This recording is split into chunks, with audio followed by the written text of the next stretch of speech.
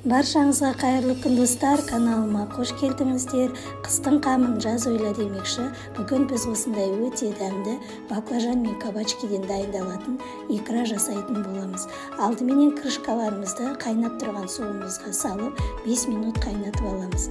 Және де біз осындай баклажандарымызды осылай дөңгелек етіп, немесе төрт бұрышты етіп турап, 2 ас қасық тұз салып, салқын суға 2-3 сағатқа қойып қоятын боламыз. Осы уақыт аралығында қалған көкөністерімізді турайтын боламыз. Менде осындай қызыл және жасыл болгар бұрышы болды.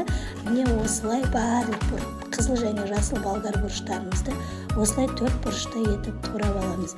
Және менде осындай кабачкилер болды. Бұл кабачкилерімізде дәл видеодағыдай 4 бұрышты етіп турап алатын боламыз.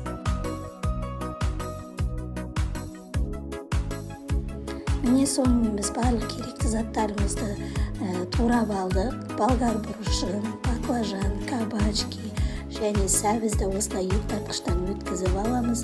Пиязымызды және помидорымызды ет тартқыштан өткізіп дайындап аламыз. Алдын ала қыздырылған майымызға пиязымызды салып, пиязымыз сап-сары болғанша жақсылап қуырып алатын боламыз.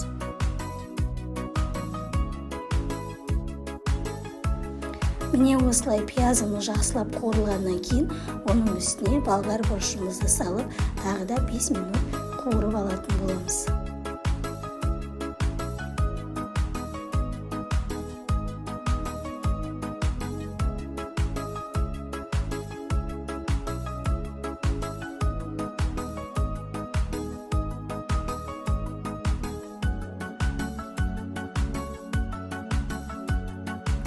Міне осылай суы шығып қуырылғаннан кейін, жаңағы ет тартқыштан өткізілген сәбізімізді де үстіне салып, сәбізімізді де тағы 5 минут қуырып алатын боламыз.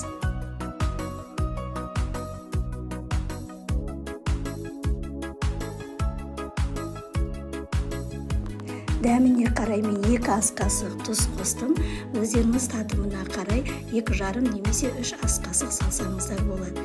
Міне осылай тұзымызды салып, жақсылап араластырып 5 минут қайнатамыз. Қайнатып болғаннан кейін, оның үстіне баклажан мен кабачкиімізді салып, тағы да 5 минут араластыра отырып, қуырып, суы шыққанша сәл 5 минут қайнатып алатын боламыз.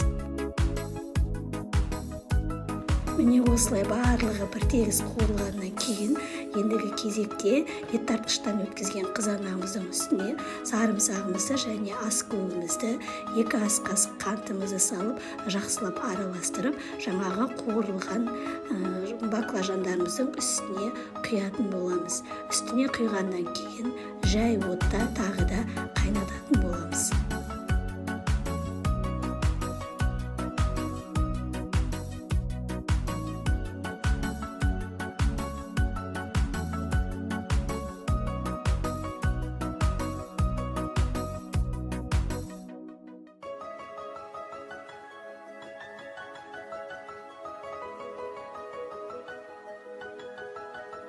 Сонымен біздің икрамыздың пісуіне 10 минут қалған уақытта 70%-лық уксусымызды 2 ас қасықтан құйып, тағы да жақсылап араластырып, тағы да 5 минут қайнатып алатын боламыз.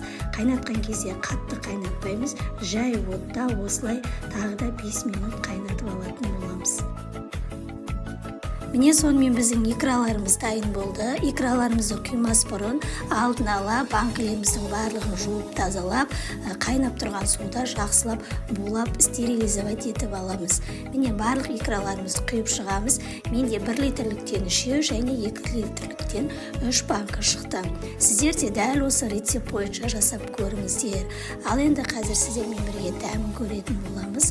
Қыс мезгілінде осындай нанның бетіне жағып жесеңіздер өте керемет болады. Біздің үйдің балалары өте қатты ұнатады. Дәл осы рецептпен жылда жасайтын боламын. Баршаңызға ас болсын. Менің каналыма тіркелмеген болсаңыз, міндетті түрде тіркеліп кетіңіз және достарыңызбен бөлісуді ұмытпаңыздар.